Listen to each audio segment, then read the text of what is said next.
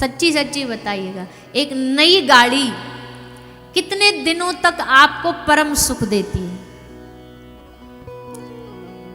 आज लाए, आज बड़ा खुशी होगी, मोहल्ले में मिठाइयाँ बटेंगी, आहा हा हा, गाड़ी खरीद के लाएं, 2-4 दिन रिश्तेदारों में घुमाएंगे उसे पूजा करवाते हुए,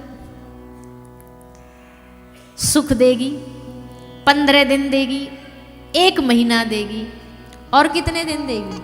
चलो 1 साल दे देगी, 1 साल भी बोल दिया हमने, बड़ा नया नया लगेगा, नया नया फील होगा, पर फिर क्या होगा?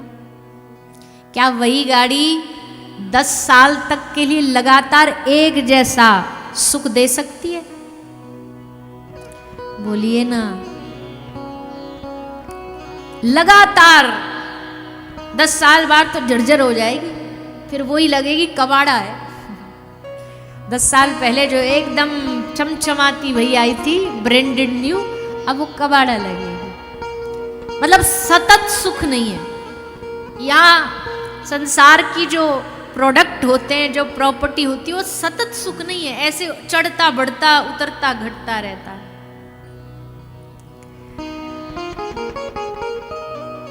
लेकिन एक सुख है जो सतत बना रह सकता है, और उसी को आनंद कहा जाता है।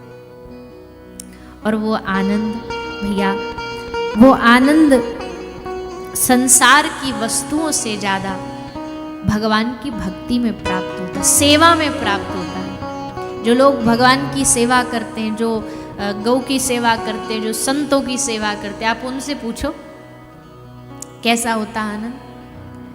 परम आनंद में डूबे रहते हैं। आप कोई आदमी जिसके नाम सारी प्रॉपर्टी है, कोई आदमी जिसके पास बढ़िया बैंक बैलेंस है, फिर भी उसको नींद की गोलियां खानी पड़ती हैं। क्यों? क्योंकि जीवन में आनंद नहीं है। और एक कोई वृंदावन का फक्कड़ साधु महात्मा, रोटी मांगने वाला, जिसके पास एक ही धोती है, उसी को बेचारे ले लेकर के जीवन चला रहा है, रोटी मांग के खा रहा है, फिर भी देखो क्या आनंदमय जीवन जीते हैं। क्यों? क्योंकि संसार वालों के पास सुख है और उस साधु के पास आनंद है।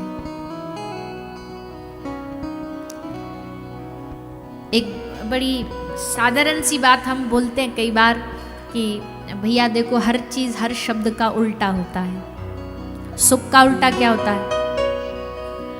अरे जोर से बोलो ना, ऐसे मरे मरे मत बोलो। सुख का उल्टा हानि का, दिन का, ऊपर का, आनंद का। काहे को चुप हो गए? बोलो, जैसे पटर पटर बोल रहे थे, बोलो। है शोक नहीं। आनंद का कोई शब्द होता तो तुरंत ऐसे ही बोलते जैसे पहले स्पीड से बोलते आ रहे थे, पर आनंद का कोई विपरीत शब्द होता नहीं। पूछो क्यों? अरे पूछो ना। क्योंकि आनंद या तो जीवन में आता नहीं, और आ जाता है तो फिर जाता नहीं। आने भर की देरी है। आने में तो मेहनत लगती है, क्योंकि नानक दुखिया सब संसार, आने में तो बहुत जद्दोजहद लगती है। संसार का सुख तो फिर भी आसानी से मिल जाता है भैया, नौकरी कर लो, पैसा कमा लो, आसानी से हो जाता है। पर ये जो भीतरी आनंद है, ये बड़ी मेहनत, और मेहनत भी नहीं इसमें तो जब किसी साधु की कृपा होती है, जब किसी महात्मा की कृपा होती है, जब किसी गुरु जन की कृपा होती है, तो वो कृपा करके अपने भीतर का आनंद तुम्हारे भीतर ट्रांसफर कर देता है। हाथ पर आशीर्वाद रखने का मतलब यही है, प्रभु इसका कल्याण करे, इसको परम आनंद दे। तो सच्चिदानंद रूपाय, भगवान का स्वरूप आनंद स्वरूप है। भगवान का एक नाम है माधव, और उनके लिए कहा गया सदा प्रसन्न माधव। कभी आपने भगवान की कोई फोटो सैड सैड वाली देखी है कहीं, मुंह लटकाई हुई?